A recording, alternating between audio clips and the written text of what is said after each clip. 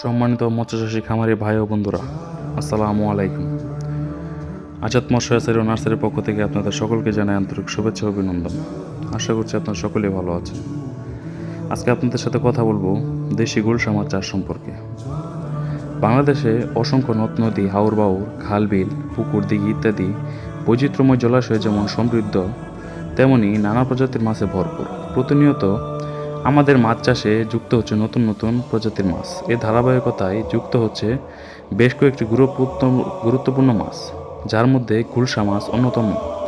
এই মাছটি অত্যন্ত সুস্বাদু এবং এর ব্যাপক বাজার চাহিদা রয়েছে। মাছ চাষিদের ভাগ্য পরিবর্তনের অদম্য প্রচেষ্টা ও মৎস্য অধিদপ্তরের সম্প্রসারণ কার্যক্রম বাংলাদেশকে চাষের মাছ উৎপাদনে সারা পৃথিবীতে একটি সম্মানজনক অবস্থানে পোষণ করেছে। নিশ্চিত মাছ চাষ পদ্ধতিকে অধিকরণ করায় ছোট মাছ চাষের প্রতি চাষিদের আগ্রহ দিন দিন বাড়ছে। পরিচিত দেশীয় প্রজাতির মাছের মধ্যে গুলশা মাছ সকলের প্রিয় এবং এর বাজারজাত মূল্য সবচেয়ে বেশি। কৃত্রিম প্রজননের মাধ্যমে বিভিন্ন হ্যাচারিতে এ মাছের পর্যাপ্ত পোনা উৎপাদিত হচ্ছে। গুলশা মাছ চাষের সুবিধা: গুলশা মাছ একক বা রুই জাতীয় মাছের সাথে মিশ্র চাষ করা যায় এবং মিশ্র চাষের সফলতা বেশি।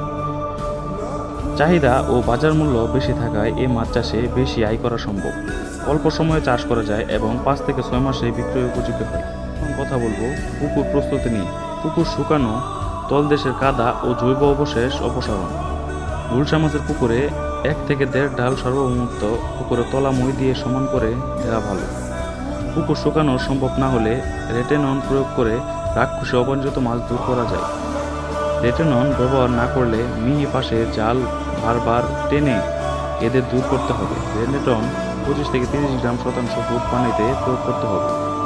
বিষক্রিয়ার মাত্রা 5 থেকে 7 দিন। কথা বলবো এই মাছের খাদ্য ব্যবস্থাপনা নিয়ে।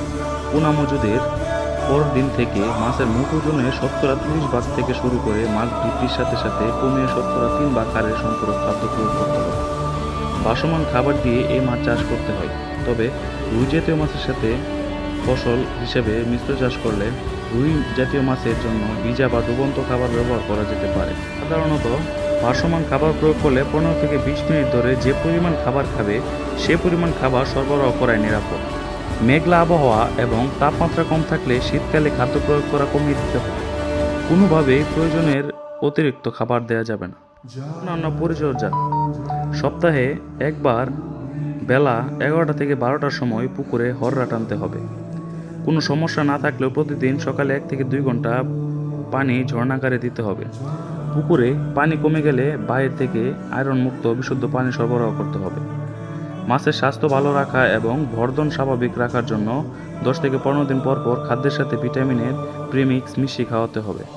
প্রতি মাসে একবার শতকে 150 থেকে 200 গ্রাম হারে চুন সকাল 8টা থেকে 9টার সময় পানির সাথে ভালো করে গুলিয়ে নিতে হবে। সম্মানিত ভিউয়ার্স, আজকের মতো এই পর্যন্তই। দেখা হবে পরবর্তী অন্য যে কোনো একটি ভিডিওতে। সে পর্যন্ত ভালো থাকুন, সুস্থ থাকুন। ধন্যবাদ।